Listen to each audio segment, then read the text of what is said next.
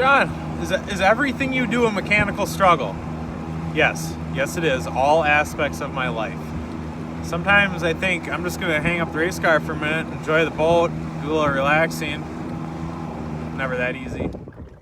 So as you see, I can't even enjoy my boat without bringing the Predator with and the battery charger. Got to the landing, gave her the little pre-fire with the key, as I always do, make sure it's going to start so I don't look like an idiot at the boat landing. And sure enough, the battery's dead. Luckily we had the Predator with. So at this point you're wondering, John, why you on a boat and not testing the car? It's supposed to be in Kentucky next week. Well, we tried real hard. Last night, 2 nights ago, Wednesday night we were testing the car in the street, and everything was going really well and looked super promising. It was doing everything I ever wanted it to do, and all of a sudden dumped a tune out of it. So we thought that was kind of odd, but moved forward and kept going. Well, then it dumped another tune, and then it started shutting off more, losing tunes, erasing files, and we had a feeling something might be up. So the next morning, Thursday morning, I was working on it a little bit, trying to get ready to leave for Brainerd with it, and eventually just got to the point where I couldn't connect to it at all. So I think we've got a bad ECU on our hands. Yeah, I've had tons of offers to borrow ECUs and whatnot, which I'm extremely grateful for. But at this point, I've already spent $2,000 one more time, 3 more times, and I can't afford to replace somebody else's ECU if this is a problem with the car, some wiring or something. I don't know. Maybe it's my fault it went out. Who knows? So at some point, you just have to realize the battle's been uphill for 2 months, and some things just aren't meant to happen the way you want them to. So I still want to go to Brainerd, hang out with my friends, support them.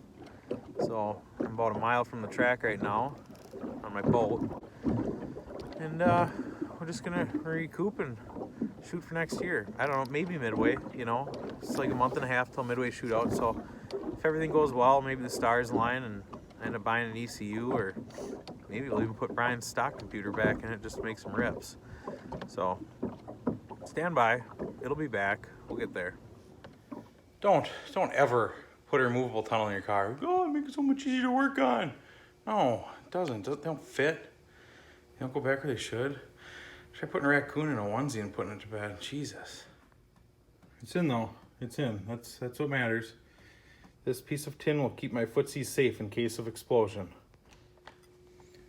John, why up so late working on your car the day before LSFest? He's told us on the boat we weren't going to LSFest anymore. What changed? I'm not too proud. I'll tell you what happened. I forgot to hook up the ground. The main ground for the Holley.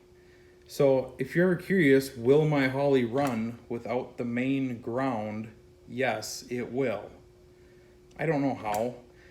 I went through like 3 widebands, so I'm pretty sure you used that as a ground. I don't know. Whatever, it's fixed. Let's get this party started. We're going to LSFest. You come down to the last minute on something, you always forget that one thing. Sometimes it's more critical than others. I don't have a dash. I have no dash. I have no way to look at anything. I don't really care. Set up a bunch of safeties, hope for the best. However, Whitey just bought himself a new Terminator X kit for his truck and a Holley 7. Yeah, a Holley 7-inch dash. So the Terminator kit came with something he doesn't need anymore. Oh yeah, 3.5 inches of pure beauty. Now the question is, I have to leave in a few hours for LSFest. Lacking sleep, lacking fabrication abilities, which usually come from Brian. So, our options. $1 roll of magnetic self-adhesive from O'Reilly's, or Amazon stick and play Velcro.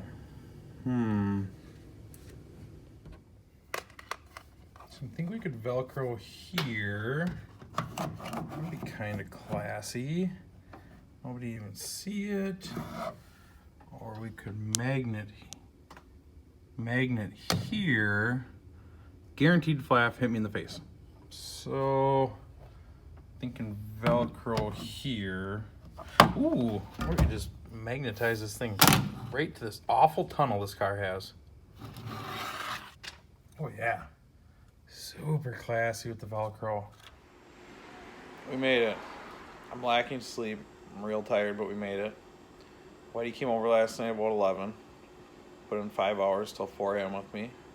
And it's done. It's all back together for the first time, since last August, I suppose. So, now it's time to load up, pick all my favorite tools, put them in the back of a truck, hit the road. What's Johnny bring to the race team?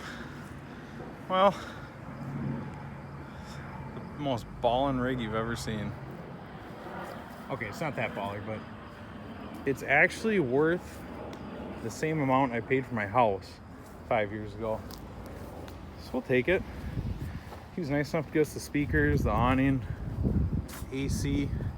Gotta have that because LSFest says you can't sleep in a tent, so we had to bring the RV and the old powerhouse. Thanks for the contribution, Johnny. Without you, it'd be me and my half ton squatting the whole way. I think we got it all. Warhorse 1, probably have to put that in after the first pass. Welder, grinders, generator, another generator in the trailer, box of spare LS parts. Golf cart, because LSFest says you only get one pit vehicle, so we can't bring the Zumas. One support vehicle per race vehicle. And the race car. There it is. I think that's all of it. So that's it. So everything comes down to this. 1 month to build a car. It's never been tested. It did burn out in the street yesterday. That was about the extent of it. So now I'll drive her 14 hours and hope for the best. So I'm gonna upload this video before I leave today. Next video, hopefully if I can find some Wi-Fi Friday or Saturday after qualifying, if it's still in one piece. See you in Kentucky.